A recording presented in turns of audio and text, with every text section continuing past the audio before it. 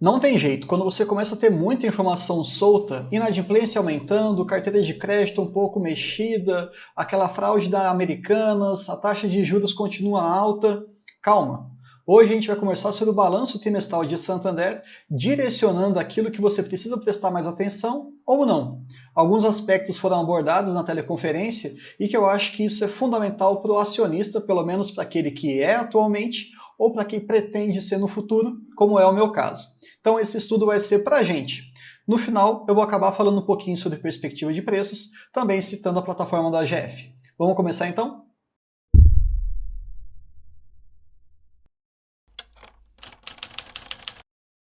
Para quem acompanha o banco, a gente percebe um crescimento quase em linha reta em relação ao seu lucro líquido. 2018, 12 bilhões, 14,6, 13,8, naquele momento muito complicado no nosso país e também no mundo, mas ainda assim um resultado expressivo. 2021 batendo recordes e 2022 apresentando aí algo bem abaixo daquilo que a gente estava esperando, ou pelo menos que a gente estava desejando, né? A gente sempre quer lucrar cada vez mais enquanto acionista. Então a primeira coisa que já é legal a gente trazer aqui é que naquele ano, algo completamente atípico no mundo, eles conseguiram um lucro superior ao ano de 2022. Ficar atento a isso. Eles trazem algumas informações e no vídeo de hoje vocês vão perceber que eu vou abordar vários aspectos em relação aos seus projetos, alguns dados que eles apresentaram, e na segunda parte eu vou diretamente aos números. E por que isso? É fundamental você entender como é que a empresa está se comportando, o que ela está fazendo, como ela está se movimentando de maneira prática, para depois você interpretar os números. Porque senão fica algo um pouco esotérico, né? Por que que isso está assim, por que que aquilo está daquele jeito e por aí vai. E no finalzinho, a gente vai trazer ali algumas perspectivas em relação ao quanto que a gente pode ganhar de dividendos para esse ano de 2023. Efetividade dos modelos de risco. A gente sabe que Santander está deixando de ser absurdamente arrojado na sua questão de crédito e está arrojado. Então está diminuindo um pouquinho essa exposição ao risco, mas ainda assim muito mais do que os seus pares. Isso tem apresentado um resultado bacana, a gente pode pesquisar isso pelo NPL de 90 dias, em termos percentuais. A média dos seus bancos, né, dos seus concorrentes, está girando ali em torno, desde o terceiro trimestre de 2021, de 2,7% até os atuais 3,6%. Eu estou falando aqui de algo próximo ali daquela compreensão de inadimplência. E o Santander ele está apresentando um resultado atual abaixo dos seus pares. Isso é bom, mas isso vai refletir necessariamente na sua rentabilidade, no seu retorno. Historicamente falando, a gente percebe que Santander tem um desempenho muito bom, mas isso tem um preço. Existe uma exposição associada a um risco aí de crédito maior.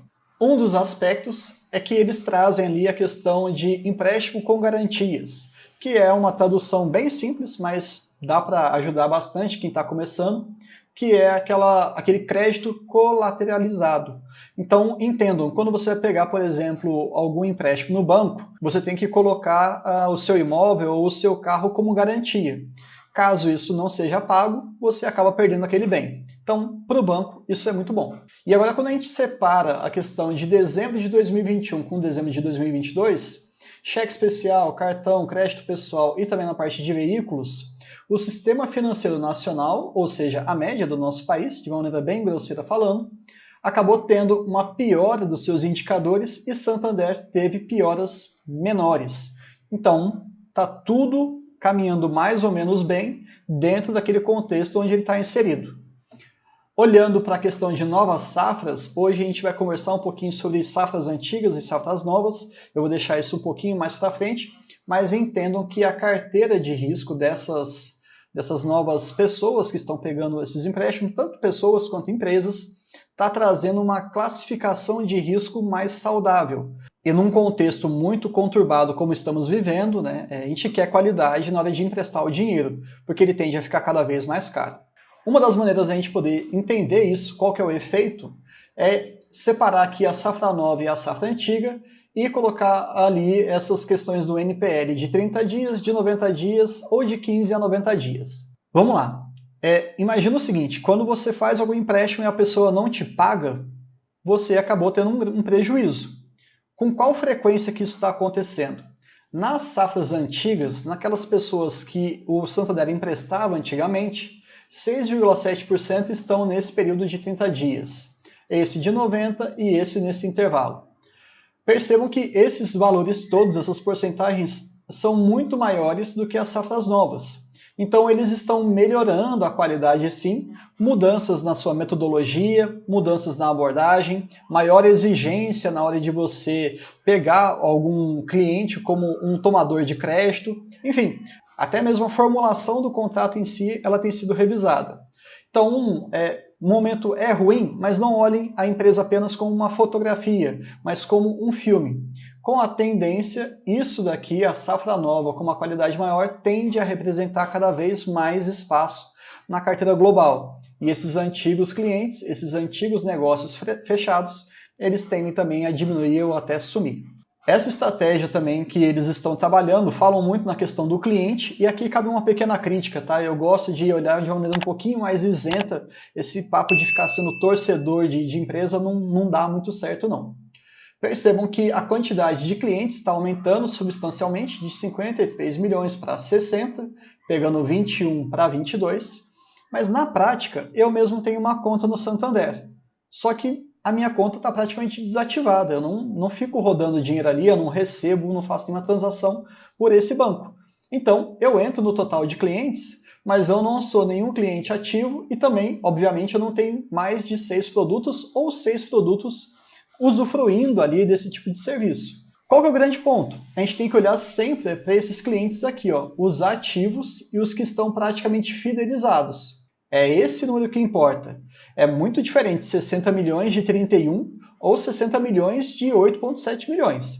Então, é aí que a gente tem que ficar de olho. Está crescendo? Tá. 8,3, 8,6, 8,7. Ótimo. E eles estão aumentando cada vez mais o foco naqueles clientes de alta renda. Atualmente eles estão com 731 mil clientes e querem chegar a 1 milhão. A gente está falando aí num aumento de algo próximo a 36%, para um ano. Acho ousado, mas se eles conseguirem, maravilha. Outro ponto que também cabe crítica aqui. Vocês já entenderam o que é NPS, eu tenho alguns vídeos anteriores, até mesmo de Santander, que eu explico isso com mais calma, mas acaba sendo aquela percepção do cliente quando ele faz algum contato com a empresa. Tá? As pessoas que fazem uma classificação até 6 são detratores, então acabam falando mal, né? É uma maneira de interpretar. Se a pessoa, no finalzinho daquele atendimento, ele classifica como 7 ou 8, tanto faz, tanto fez, ele não vê tanta diferença naquele serviço. E quem dá uma nota de 9 ou 10, ele acaba divulgando a própria empresa, aquele serviço, para outras pessoas. O NPS de pessoas físicas fechou em 54 pontos. Então não é tão bom assim. Mas olhando seus pares, está dentro do esperado, né? A gente sabe que banco é um dos principais líderes ali de Procon, de Reclame Aqui, da vida e tal. Mas eles gostam de colocar aqui algumas métricas separadas de acordo com os serviços. Imobiliário acima de 80 pontos, cartões, consórcios, seguros e investimentos na casa de 75. Mas eu fico me perguntando, essa questão aqui deve ser pessoa física e pessoa jurídica, correto? Agora, se tem alguma métrica na casa de 84 pontos, por exemplo, do imobiliário, mas a média de pessoa física é de 54, certamente eles têm alguns serviços que têm uma média muito baixa, na casa de 20 ou 30 pontos. Porque, né, para fechar a média de 54, só assim. Então eu vou até mandar uma mensagem para eles via e-mail para entender direitinho se eles podem trazer esses dados com mais detalhes. Mas fiquem atentos, né? O atendimento ao cliente não é algo irrelevante. Cada vez mais serviços de bancos, eles começam a ser feitos por instituições financeiras, que não são propriamente bancos. Acaba aumentando a concorrência. E a gente vai sempre para onde for mais barato e a gente conseguir uma maior qualidade. É esse equilíbrio. Se eles não cuidarem dos clientes, né, acaba perdendo. Isso aqui também é legal, a questão de produtividade. Em 2018 eles tinham por volta de 2,7 bilhões de transações e hoje eles mais do que dobraram, né, 5,7.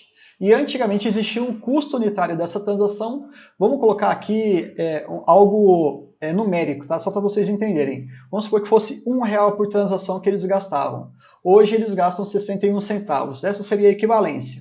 Então, além de aumentar muito, além de ter dobrado a quantidade de transação, eles conseguiram uma redução de custo de quase 40%. Algo excelente, garantindo aí a modernização da empresa, o seu posicionamento também com o novo público, que prefere meios digitais e por aí. E esse ponto foi até legal que o Mike, né, o editor do canal, ele trouxe, e eu não tinha percebido. Antigamente, em 2019, eles gastavam 60% do tempo com a parte comercial, ou seja, vendendo seus serviços, e 40% fazendo os trâmites, aquela parte burocrática e tudo mais. Hoje não. Hoje eles já gastam 80% fazendo a parte de vendas, que é fundamental, e apenas 20% a parte operacional. Isso pode ser entendido, sem dúvida nenhuma, como um aumento da qualidade dos seus processos internos. Definitivamente, o banco tem que vender seus produtos e serviços. E se ele está gastando menos com a parte operacional, que bom, que eles conseguem fazer mais com menos tempo. Essa parte eu vou passar um pouquinho mais rápido. Na frente de investimentos, onde eles querem crescer, a plataforma Toro, eu particularmente não tive uma boa experiência, mas tem crescido muito, né? Ativos sob custódia aumentando 100% ano a ano, o número de acessos triplicando, a quantidade de contas aumentando em 80%, então está expandindo bastante. A parte de cartões, eles estão entregando ali o acesso ao cartão para 98% daqueles que já são clientes. Então não fica mais liberando cartão para qualquer um. Isso traz um rigor maior em relação a quem pode ter crédito ou não. Acho bacana você só passar o seu crédito para aquele cliente que você já mapeou, você já entende aquele fluxo para que você diminua cada vez mais a inadimplência. Isso é estratégico, né? Tem a parte de seguros que também está se expandindo.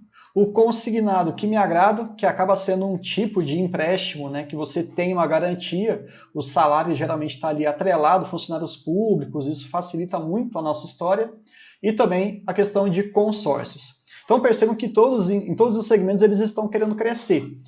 E aí vai trazer uma pergunta lá na frente, que foi até feita por um analista na parte de perguntas e respostas da teleconferência. Acho que vale a pena a gente discutir mais para frente. Olhando aqui na parte de empresas, olha que bacana.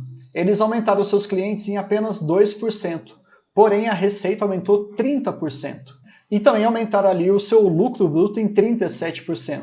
Um pequeno crescimento de carteira representou um grande crescimento de receita. Ótimo, isso aí a gente quer cada vez mais. E a ambição para esse ano de 2023 é crescer pelo menos 13%. Gosto quando eles atacam esse tipo de cliente, porque entendo que a taxa de inadimplência ela tende a ser menor. Então traz mais resiliência, traz mais segurança em termos de PDD e também de algumas incertezas frente ao nosso futuro, não só do Brasil, mas do mundo. O setor agro, eles estão crescendo com força. Historicamente, pegando de 2015 até hoje, eles estão com um crescimento de 30% ao ano, mas não se enganem, tá? Se você tem uma participação extremamente pequena num segmento, é claro que a sua taxa de crescimento nesse início vai ser grande. Não temos dúvidas, né? Então 30% chama atenção, mas o market share é de apenas 6%. Aqui quem manda, né, sem dúvida nenhuma, é o Banco do Brasil, é a maior posição que eu tenho na minha carteira, mas eu acho legal também eles irem para esse caminho aqui. A ambição é chegar a 50 bilhões em dezembro de 2023, e aí chama também uma outra atenção. Atualmente nós temos 37 milhões, e para 50 é um crescimento muito robusto. Como é que eles vão fazer isso sem se expor tanto a riscos? E também financiamento ao consumo, eles estão com uma ambição de crescimento de 18%. Então sim, a gente entendeu mais ou menos o que eles querem fazer e agora cabe uma pequena pausa para a gente racionalizar, digerir tudo isso de uma maneira mais simples. Vamos lá! A empresa está passando por algumas dificuldades, nós estamos enxergando uma conjuntura do nosso país muito complicada e aqui cabe talvez o recado mais importante desse vídeo. Toda vez que você for analisar alguma empresa e você vê uma queda expressiva, por exemplo, caiu metade ali do seu lucro em relação ao último período, ou aumento das despesas disparou, sei lá, alguma questão que você fique um pouco preocupado, tente entender 2 pontos. Primeiro, é algo da empresa ou é algo do setor? O que eu quero dizer para vocês, pegando um exemplo bem simples? Tá chovendo ou você escorregou? Basicamente é isso. Você está fazendo uma caminhada e começou a chover. Naturalmente você vai ter um atraso. Você vai chegar onde você quer com maior tempo. Vai ficar um tempinho esperando para ver se essa chuva passa, vai mudar o seu trajeto, né? Então você vai ter que remanejar, ele vai ter que se virar nos 30. Agora, ou foi um dia normal para todo mundo e você acabou tropeçando, você acabou escorregando. Foi algo mais interno, foi uma culpa sua. E o pior cenário qual que é? Tá chovendo e você escorrega, né? Aí desanda de vez. Então, qual que é a principal mensagem? Eu enxergo que na realidade é um problema no setor bancário. Os bancões vão sofrer e estão sofrendo, ponto final. Qual que é o grande ponto agora? Enxergar quem sofre menos. Enxergar quem é mais competente para conseguir entregar um bom resultado, mesmo no momento ruim. Afinal de contas, quando está tudo voando, está tudo disparando, por exemplo, para quem já está há um tempinho no mercado, 2019 era assim, né? O céu é o limite. Não é a realidade que a gente está vivendo agora em 2023. Portanto, fiquem de olho nesses aspectos. Vamos agora para os números para a gente conseguir finalmente separar se foi um escorregão ou se está chovendo e Santander está se virando. Em termos de resultado, a gente percebeu uma redução na margem financeira bruta, e esse é um ponto que chama um pouquinho de atenção. Em relação à receita, nós tivemos, portanto, uma redução de 4,5%, olhando 2021 e 2022. Nem tão expressivo assim, mas né, vamos caminhando.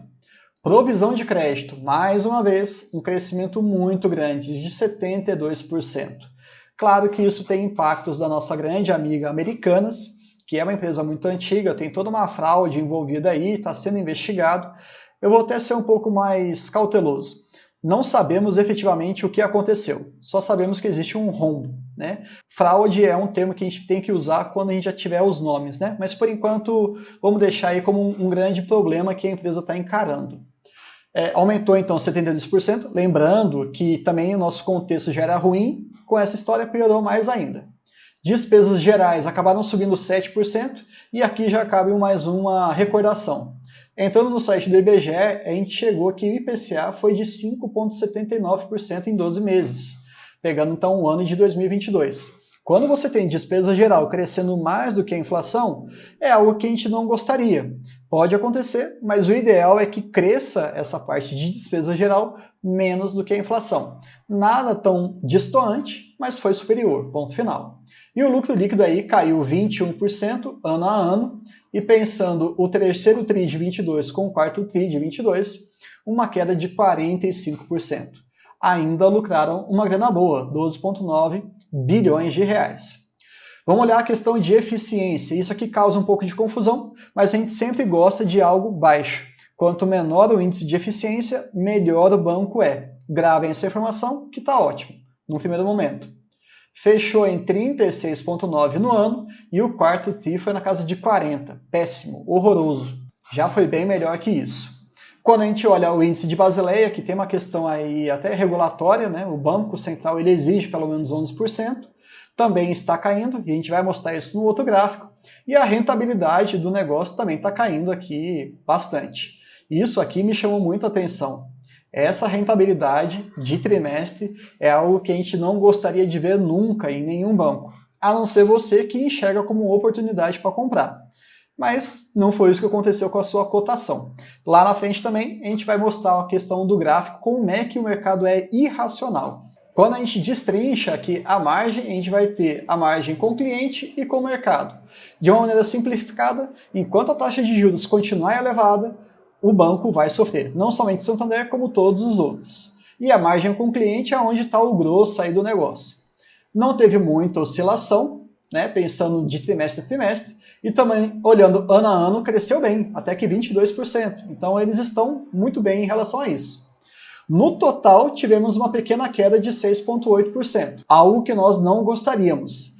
E algumas pessoas ficaram com dúvidas quando eu estava conversando e falaram assim, Bruno, por que esse valor negativo está em verde e não em vermelho? Tenta entender que a operação com o mercado ela tem dado muito prejuízo. No terceiro trimestre de 22, deu 1,5 bilhão de prejuízo. E agora deu somente 1,2. Ainda continua sendo pesado, mas foi um pouquinho mais leve. Olha aqui o terceiro trimestre e olha aqui o quarto. Então melhorou aí, deu uma reduzida no prejuízo, e isso é bom, em 18%. Não podemos nos esquecer da principal maneira de fazer dinheiro no banco, é a questão do crédito. Então, pessoa física conseguiu um crescimento de 8,4%, pegando aí ano a ano, e no total cresceu 5,8%.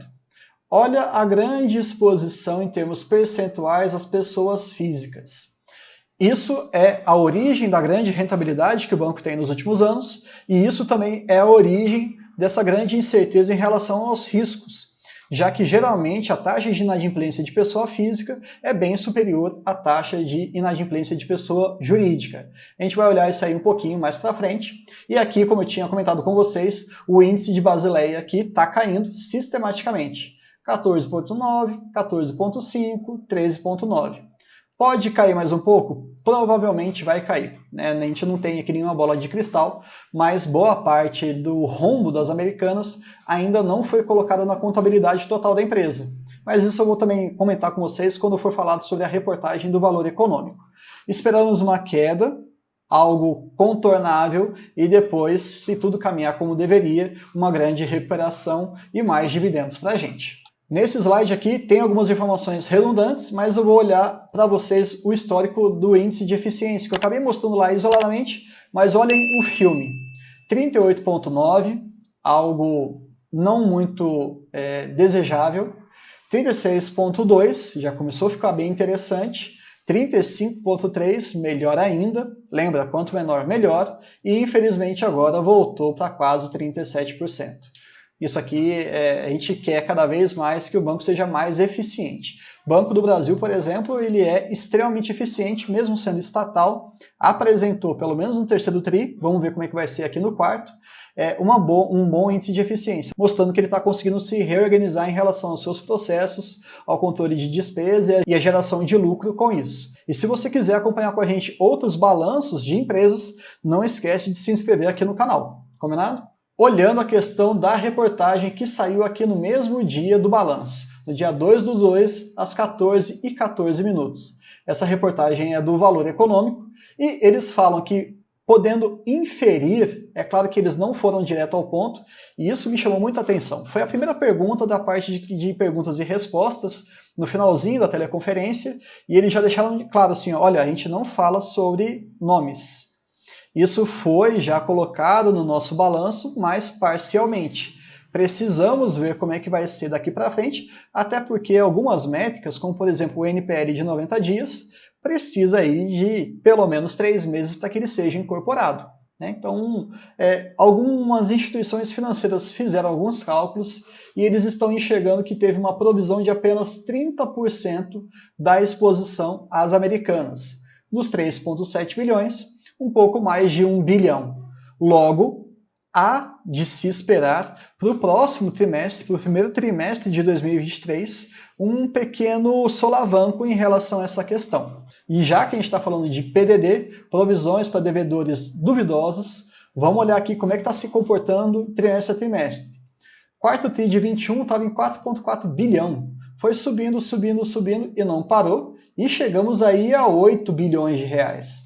Algo que chama a atenção. Será que aqui vai ser o limite? Provavelmente não. Mas é sempre bom fazer esse provisionamento. Ele acaba recaindo, né? Ele acaba comendo um pouco do lucro da empresa. Mas caso essa tragédia como um todo não impacte tanto o banco, isso acaba sendo distribuído parcialmente como um lucro para os seus acionistas. Então, ótimo, sabe? Estão fazendo o dever de casa, se prevenindo, melhor do que tentar se remediar, né? A gente não quer nunca ficar fazendo alguma coisa meio acochambrada. A cobertura também mostra que eles estão cada vez mais atentos a essa questão de inadimplência. Estava em 220%, agora está em 230%. E aqui eu queria conversar com vocês com um pouquinho mais de calma. Índice de inadimplência. Eles trazem como informação do banco 4,5 até 90 dias e acima de 90 dias 3,1. Sistematicamente está subindo ao longo dos últimos anos. Teve uma certa estabilidade, mas está subindo, não dá para negar. E mais de 45% da carteira é de pessoa física. Então a gente tem que olhar para essa linha aqui, que é a mais preocupante. Concorda? Está em 6,3%, olhando uma janela de inadimplência, e na outra janela 4,3%. O que destoa bastante da média que eles estão apresentando. É aqui onde está o grande risco. Por mais que as empresas sejam, como o caso de Americanas, sejam um rombo muito grande, mas é algo mais pontual. Você tem vários bancos envolvidos, não é apenas um, né? Não é só o Santander. Tende a ser algo realmente pontual, algo ali esporádico. Agora, as pessoas, a gente tem que enxergar como é que está sendo o nosso comportamento enquanto consumidor. E essa inadimplência aqui, eles colocam numa outra visão, né, acima de 90 dias, ela realmente está acima da média. Agora, algo interessante em relação ao Santander. As novas safras, elas estão com o índice de inadimplência menor de 2,3%, ou seja, até abaixo da média atual dela. Lembra daquele aspecto que eu conversei com vocês no início? A metodologia antiga de Santander não era tão rigorosa quanto ela é hoje. Então, por isso que nós temos esse índice um pouquinho mais elevado. Olhando essa nova forma de abordar o cliente, já está trazendo bons resultados. Então, a gente espera gradualmente, pode ser daqui a pouco ou daqui a algum tempo, não dá para, de novo, adivinhar o futuro, que essa inadimplência de pessoa física tenda a cair, e a gente gosta disso. Mas vamos dar uma olhada num relatório muito bacana que talvez nem todos vocês conheçam. O Serasa, ele faz alguns balanços sobre o nosso perfil de consumo.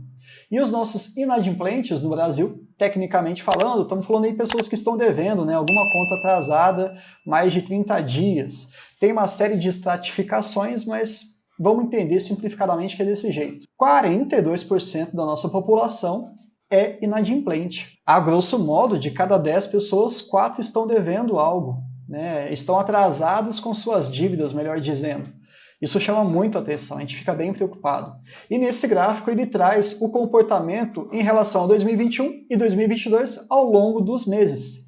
Perceba que em todos os meses a inadimplência aumentou. Isso, de novo, chama a nossa atenção, a gente precisa ficar atento enquanto acionista de banco. É o fim dos tempos, você tem que vender sua posição? Não estou falando nada disso. É só algo que acende o alerta.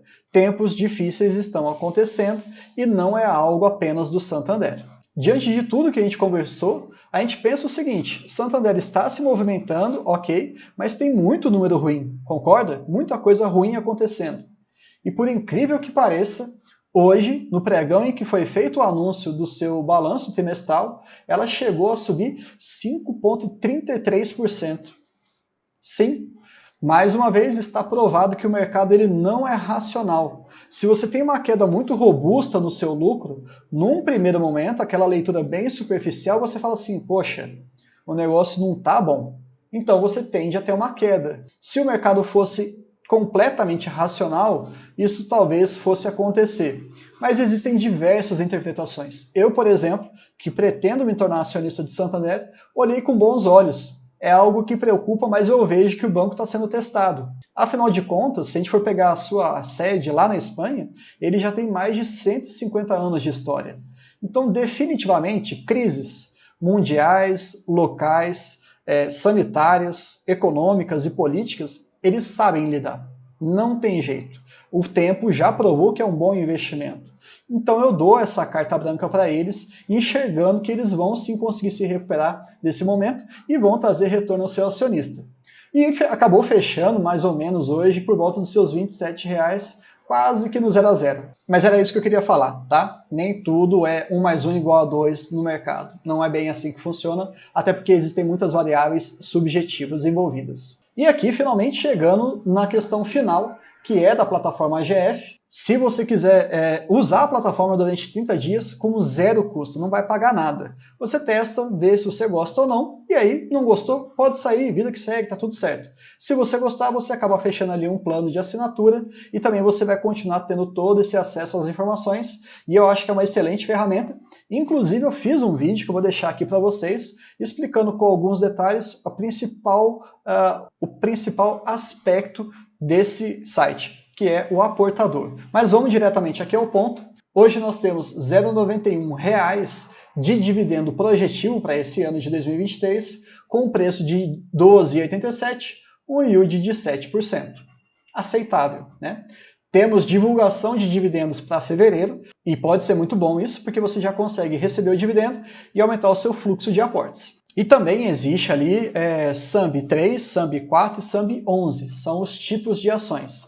E eu também fiz um vídeo diferenciando um pouquinho dessas classes, que eu também vou deixar aqui para vocês no card, para que vocês possam entender um pouquinho mais. Então sim, está dentro da métrica do jeito Barsi de investir.